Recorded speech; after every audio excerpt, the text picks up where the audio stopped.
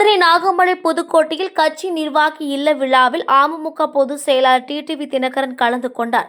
தொடர்ந்து செய்தியாளர்களை சந்தித்து அவர் கூறியதாவது: அம்மா மக்கள் முன்னேற்ற கழக செய்தி தொடர்பாளர் வெற்றி பாண்டியன் புதுமனை புகு விழாவில் கலந்து கொள்ள வந்திருக்கிறோம். விஜய் மற்றும் நடிகை திரிசா குறித்து நயினா நாகேந்திரன் கூறிய கருத்து குறித்த கேள்விக்கு தனிப்பட்ட விமர்சனங்களை யாரும் தவிர்க்க வேண்டும். நயினா நாகேந்திரன் பொதுவாக பேசக்கூடியவர் அல்ல. நான் அதை பார்க்கவில்லை. தனிப்பட்ட விமர்சனங்களை தவிர்ப்பதுதான் ஆரோக்கியமான அரசியலாக இருக்கும். பெண்களுக்கு நேற்று 5000 வழங்கியது குறித்த கேள்விக்கு 5000 இல்லை 50,000 அறிவித்தாலும் உறுதியாக இந்த முறை திமுக ஆட்சி முடிவுக்கு வந்துவிடும். மக்களை ஏமாற்றுகிற ஆட்சி முடிகிற தருவாயில் உள்ளது. விவசாயிகள், அரசு ஊழியர்கள், ஆசிரியர்கள், செவிலியர்கள், அனைத்து தரப்பு அரசு ஊழியர்கள், மேலும் இளைஞர்கள் வேலைவாய்ப்பின்மை நிறைய உருவாகி இருக்கிறது. போதைப் பொருட்கள், கஞ்சா, சாராயம் அதிகரித்து உள்ளது. போதைப் பொருட்கள் பள்ளிகளில் கிடைக்கும் அளவிற்கு இந்த ஆட்சியில் சட்ட ஒழுங்கு போய் உள்ளது. இந்த ஆட்சியில் சிறு பெண் குழந்தைகள் முதல் மூதாட்டிகள் வரை யாருக்கும் பாதுகாப்பு இல்லை என தெரிவித்தார். சசிகலா குறித்து ராஜி கண்ணப்பன் கூறிய கேள்விக்கு அது குறித்து அவர்தான் பேச வேண்டும்.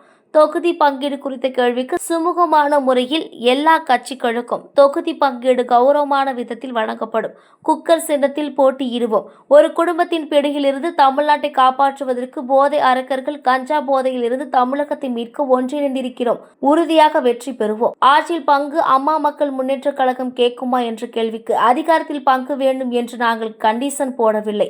எங்களை சேர்ந்தவர்கள் அமைச்சராக வேண்டும் என்பது எனது விருப்பம்தான் என்று சொன்னேன். ஆசை என்று சொன்னேன் தவிர நோ கண்டிஷன்ஸ். அதிமுக மூத்த தலைவர்கள் போட்டியிடும் தொகுதியில் முதல்வர் மருமகன் சபரீசன் இறங்கி வேலை பார்ப்பதாக வந்த தகவல் குறித்த கேள்விக்கு சபரீசன் அல்ல, மாரிசனே வந்தாலும் ஒன்றும் செய்ய முடியாது. தமிழகத்தில் கூட்டணி ஆட்சி அமைப்பது குறித்த கேள்விக்கு தமிழ்நாட்டில் இதுவரை கூட்டணி ஆட்சிக்கு மக்கள் வாய்ப்பு தந்ததில்லை. வரும் தேர்தலில் என்ன நடக்கிறது என்று பார்ப்போம் என கூறினார். கூட்டணி ஆட்சி என்று நான் வைத்த வெடிகுண்டு மற்ற கட்சிகளில் வெடிக்கிறது என விஜய் கூறியது குறித்த கேள்விக்கு தேசிய ஜனநாயக கூட்டணியில் அண்ணா திமுக தலைமையில் ஆட்சி அமையப் போகிறது என்பதுதான் எங்கள் கருத்து. திமுக கூட்டணியில்தான் காங்கிரஸ் கடந்த 4-5 மாதங்களாக கூட்டணியில் இருப்பவர்களே இல்லையா என்று தெரியாத அளவிற்கு ஒரு நிலவரம் தமிழகத்தில் உள்ளது. தேசிய ஜனநாயக கூட்டணி ஒன்றிணைக்கும் போது பல விவாதங்களை நடத்தினார்கள். ஆனால் உண்மையிலேயே திமுக கூட்டணியில் காங்கிரஸ் இருக்க போகிறார்களா இல்லையா என்னும் அளவிற்கு காங்கிரஸ் திமுகவும் பணி போர் நடைபெறுகிறது.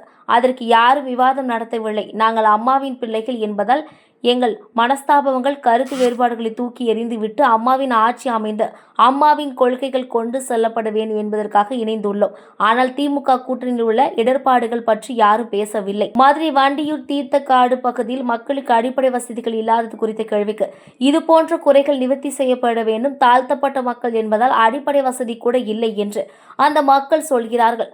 ஆதி திராவிடர் மக்களுக்கு ஒதுக்கப்பட்ட நிதியை மடை மாற்றம் செய்திருக்கிறார்கள்.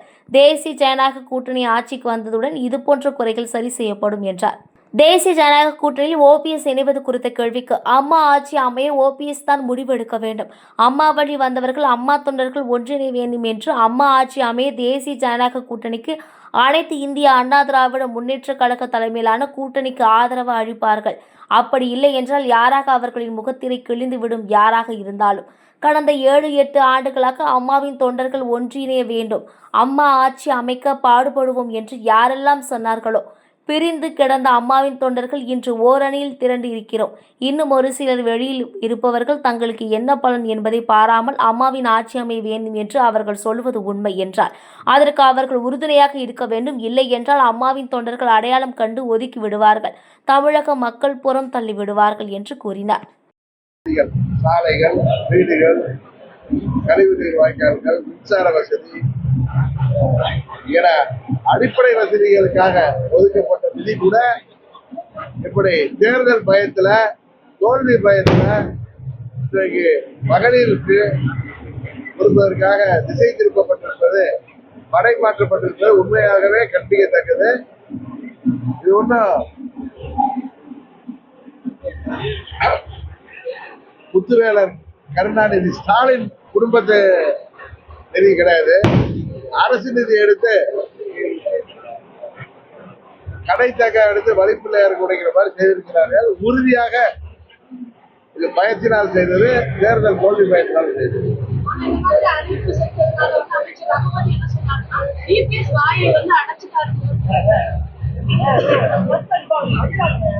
யாராவது கொஞ்சம் போகல.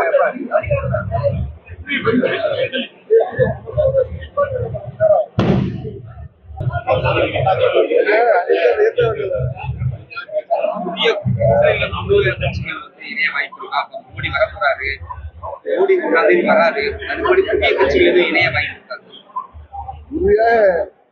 தேசிய ஜனநாயக கூட்டணி இன்றைக்கு பலமாக ஒன்றிணைந்திருக்கிறது.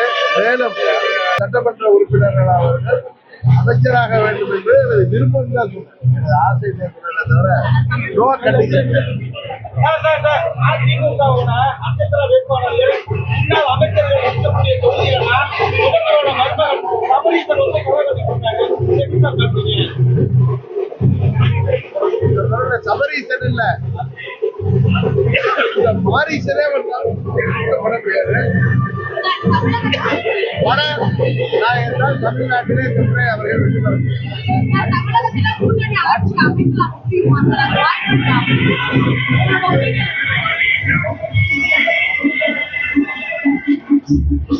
தமிழ்நாட்டுல இதுவரை மக்கள் கூட்டணி ஆட்சிக்கு வாய்ப்பு தந்ததில்லை. இந்த தேர்தலில் என்ன நடக்குது?